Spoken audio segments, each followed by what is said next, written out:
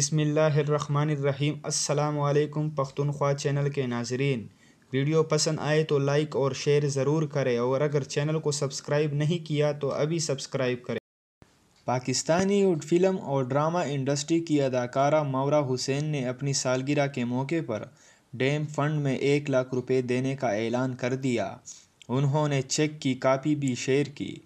اداکارہ نے لکھا کہ یہ میری دیرینہ خواہش تھی کہ سالگرہ کے روز ڈیم فنڈ میں 1 لاکھ روپے جمع کراؤں۔ یہ میرے وزیر اعظم عمران خان کے لیے ہیں۔ ماورا نے اپیل کی کہ تمام لوگ ڈیم فنڈ میں اپنا حصہ ضرور ڈالیں۔ ڈیموں کی تعمیر کے حوالے سے بھی اداکارہ نے چیف جسٹس کے اقدام کو بھی سراہا۔